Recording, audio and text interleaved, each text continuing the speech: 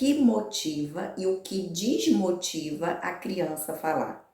Quer saber mais? Então, vem comigo.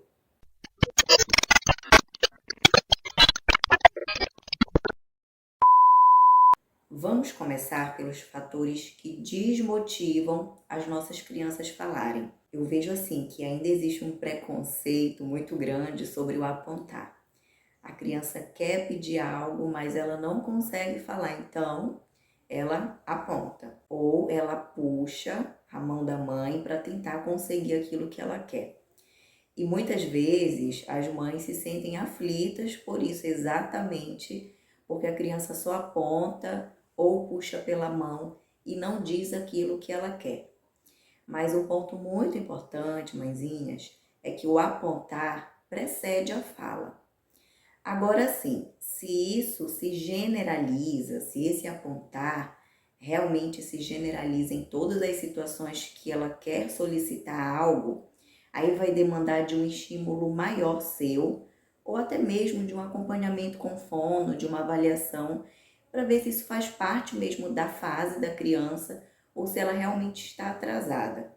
Mas o que eu tenho a te dizer sobre o apontar? Não é o fim do mundo, não é um bicho de 7 cabeças, você só precisa fazer a sua parte de estimular. Então eu já citei vários exemplos aqui no canal, até mesmo lá no Instagram. Se você ainda não me segue lá no Instagram, eu vou deixar bem aqui, olha, @fono.nota10.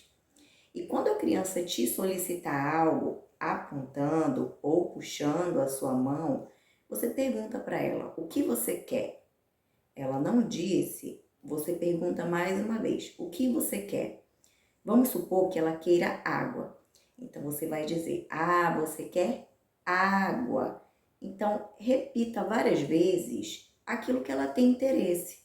Aí você vai lá, pega a água, entrega para ela e diz, olha, filho, aqui está a água. Então, mãezinhas, ao invés de vocês ficarem desmotivando a criança no sentido, eu só vou te dar se você me disser, se você falar o nome. Você precisa estimular, você precisa dar força para ela. Você, enquanto mãe, é a maior rede de apoio que existe, porque você está ali no dia a dia, na rotina com ela. Então, ninguém melhor que você para dar esse apoio, ao invés de ficar se queixando e desmotivando a criança a falar. Isso pode fazer com que ela perca o interesse exatamente da comunicação verbal. Então, muito cuidado. Outro fator que desmotiva a criança a falar. Você ficar corrigindo ela o tempo todo. Vamos pensar na criança que apontava, né? Que é a mesma criança que nós estávamos falando aqui anteriormente. Aquela criança que apontava, então você se queixava, mas ela começou a desenvolver. Até porque você foi estimulando e aos poucos algumas palavrinhas saíram. Aí ela começou a falar, porém, as palavrinhas que ela fala apenas o início, ou o meio, ou o final da palavra. Aí ela quer a bola. Mamãe, bó. Aí você diz, não é bó, é bola. Fala, bola. Olha só o problema de tudo isso. Que na verdade não é que você não possa ensinar o seu filho a falar corretamente, ou dizer para ele as palavras de forma correta. O que acontece é a forma como você ensina. Porque se você sempre corrige, se você sempre pune essa criança, porque isso é uma punição. Todas as vezes que ela fala, você está punindo, você está corrigindo. E isso sim é muito desmotivador para uma criança. Vamos pensar, essa criança apontava, olha o ganho que ela teve. Então, mãezinhas, muitas vezes nós não enxergamos os pequenos ganhos que as nossas crianças apresentam. Então, a gente tem que celebrar sim esses pequenos ganhos. Não pensem que ela vai começar a falar uma palavra inteira, não. Ela vai começar falando uma palavra por partes, ou início, ou meio, ou final da palavra. O que cabe a você é parabenizar, é celebrar, é estar feliz por esta evolução. E sim, se ela diz bó, muito bem, filho, você quer a bola, toma, bola. Olha só como você corrigiu de uma forma positiva. E você olhou no olho, você sorriu, você interagiu, você motivou. Então é muito importante a gente ter esse cuidado, sabe? De não desmotivar a criança. Eu entendo sim que muitas vezes é uma forma de você querer ajudar para que ela fale corretamente, mas você precisa saber como a ajudar, porque isso pode ocasionar um efeito reverso. O último, e esse eu posso dizer para vocês, que é um fator muito importante para desmotivar o seu filho a falar. Você não acreditar no potencial que ele tem. Eu vou citar para vocês um exemplo de uma situação e que para mim ficou muito visível, que realmente essa mãe tem uma crença muito limitante sobre o potencial do filho. Eu estava no consultório e a mãe chegou juntamente com a criança, sabe? Eu já tinha feito a primeira sessão com a mãe, aquele primeiro encontro, e este seria o segundo encontro. E ela já me chegou com uma queixa que realmente a criança não falava nada e quando soltava era apenas sons. Aí ela chegou no consultório com a criança e eu perguntei para a criança, olhei para a criança e disse assim: "Qual o seu nome?" Aí a mãezinha disse assim: "Doutora, mas eu não lhe disse que ele não sabe falar?" Olha só o quanto isso é desmotivador para uma criança. Ela pode não falar, mas ela entende o contexto que você não acredita no potencial dela e ao mesmo tempo está colocando ela em uma bolha no qual ela está sendo separada das outras pessoas, dos contextos, de uma interação. Então, mãezinha, não é porque o seu filho não sabe falar que você tem que privá-lo ou justificar para as pessoas que ele não sabe.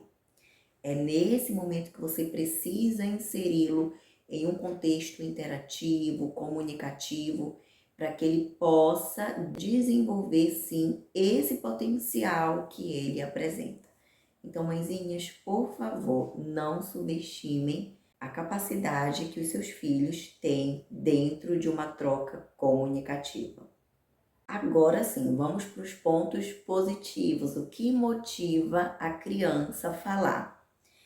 Eu citei anteriormente sobre você celebrar as pequenas conquistas, os pequenos ganhos, sabe, que a criança tem.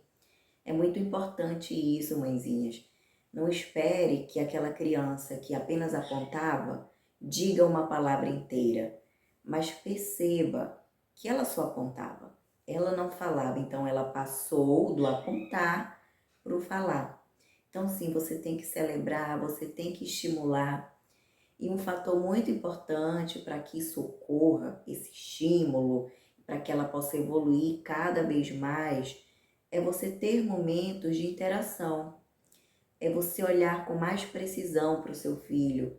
Muitas vezes você está lá na cozinha, ele está lá na sala e você está falando da cozinha com ele, e ele lá na sala. Ou então ele pode até estar na cozinha com você, mas você tem parado assim, nem que seja um minuto, para estar à altura dele, para olhar nos olhos dele, para dizer: olha, hoje você tá tão bonito, olha essa blusa azul tá tão bonita, esse chapéu, essas pulseiras estão lindas, que cor elas são?